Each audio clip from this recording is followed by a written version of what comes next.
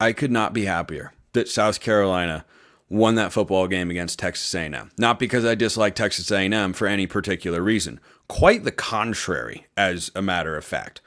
We'll see if Aggie fans view it that way. But the reason I'm happy South Carolina won is twofold. Number one, Shane Beamer and company deserve to win that LSU game from earlier this season, and their fans deserve to have the opportunity to rush the field, and they got that opportunity. So that's reason number one. But reason number two is Texas A&M is now on thin ice. They've got 2 losses on the year since they lost to Notre Dame back in week 1. And they've got the 1 SEC loss to South Carolina. And there's a smorgasbord of SEC teams, 8 of whom are ranked in the top 25, by the way, 7 in the top 20. Just in case. Now, that's the AP. College football playoff rankings come out on Tuesday. But how different can they really be? 2 spots? 3 spots? At the most. They tend to look pretty darn similar. They're not identical, but they're pretty darn similar. But Texas A&M is on thin ice to both make the college football playoff with their second loss and make the SEC championship game. Here's the good news. Their next contest is the good old SEC cupcake, which is an abomination to the sport and needs to be abolished, but it is what we have right now. Shield takes the world as it is, not as we would like it to be. One day, Texas A&M will have another SEC game here. Instead, they get a tune-up, and then they get a de facto tune-up when they play Auburn. Now, that game is at Jordan-Hare, and did Auburn deserve that shot? Yeah, 100% they did. They just lost to Vanderbilt on their home field as a 7-point favorite, and they can't move the football. Texas A&M, quarterback woes included, much better football team than Auburn. So, if New Mexico State, look at what Auburn does to the mind. If Texas A&M, it was the maroon contrast. That's how you get that slip of the tongue in there. Diego Pavia, legend. If Texas A&M is able to beat a cupcake game and win against bye week and beat Auburn as well, do you understand what is going to be on the line the last week of the regular season? Because, oh my goodness, they host Texas. Could Texas lose between now and then? Technically, they play Florida this week, who's been playing better. They go at Arkansas. They host Kentucky, who's pulled an upset this season. So maybe Texas will be the team that ruins my dream scenario as a college football fan, which is November 30th at Kyle Field. I want Texas against Texas A&M, the first ever time they will have matched up as SEC opponents, and I want there to be a conference championship game and or a playoff berth on the line. Because if Texas, and heck, Texas can't lose again, because then they'd have a second SEC loss, and a 2-loss SEC team could get into the SEC title game. However, here's the interesting thing. If Texas does lose between now and then, let's say they were to go down this week against Florida. And look, it's possible. Or maybe they lose at Arkansas, who's, like South Carolina, also a pretty good team.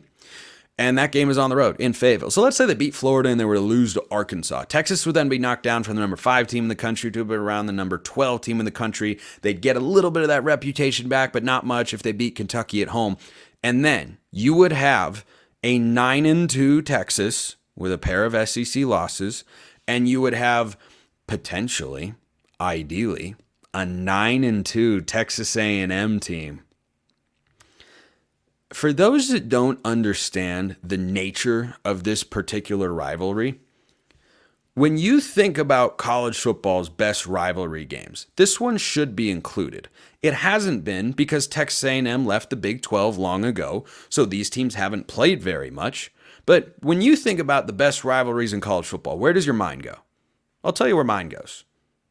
Alabama-Auburn, Iron Bowl. What do those fan bases think about each other? They don't like each other very much. They do not like each other very much. Ohio State, Michigan. What do those fan bases think about each other? They don't like each other very much. In fact, there is legitimate disdain, unbridled hatred at times for those fan bases. That level, Oklahoma, Texas, also one of the best rivalries in the sport. I did not name every rivalry. Those are just some of the big ones that pop into my head. But Texas A&M, the level of just pure dislike, disdain, natural aggression that is felt between these two fan bases is worthy of being put on the same pedestal as those other rivalry games that I just described.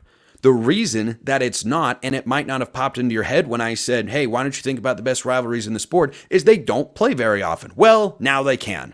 And if I am Greg Sankey, I'm going to watch this game in the last week of the regular season at College Station and ensure, and I believe this is the case, someone can correct me if I'm wrong, these teams need to play every year. This needs to be the most sacred and protected rivalry for Texas along with Oklahoma. Those games need to happen every year because those college football fans outside of Norman, Austin, and College Station just want to sit back and enjoy it. They just want to see the fireworks.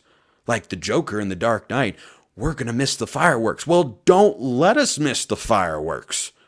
Don't. Now that has a pro-villain lean to it in there. I was rooting for Batman. I just think the Joker's kind of cool. Just want to make that very, very clear. Anyway, that game could have playoff and conference title ramifications, and it should. It should. Now, Texas is going to be a far more battle-tested at that time, but Texas A&M will be far more rested because they'll have had a bye week, they'll have had a bye game, and then they'll have had Auburn. And that's just not as tough as a schedule as hosting Florida, going at Arkansas, and hosting Kentucky. So that game hasn't had its moment in the sun just yet, but if you want to catapult it into a different stratosphere of how we view rivalry games in college football, that game could have the opportunity to do it.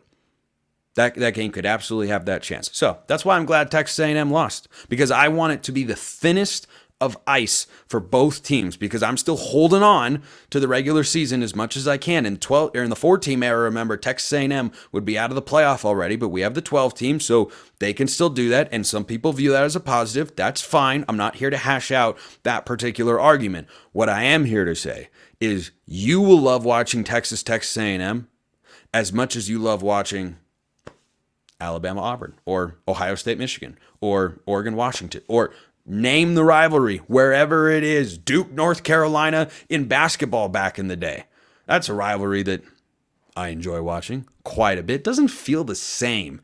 You know, Duke, North Carolina, Yankees, Red Sox, they don't feel the same like they used to when I was a wee lad watching sports. So anytime I see an opportunity for a rivalry game to really have the ability to encapsulate what makes rivalries fun and exciting and more interesting to watch, and why college rivalries are far better than anything they've got in the pros.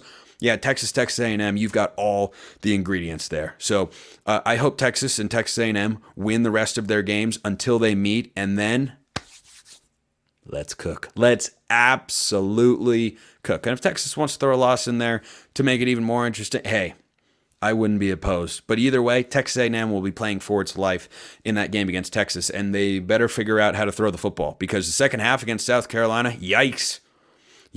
That Texas defensive line is really good too. I don't know that it's on South Carolina's level, but it's in that same sort of category. You better figure that out. That's priority number one for Mike Elko and company. So it's not over for Texas A&M, but what comes next could be really, really great for college football.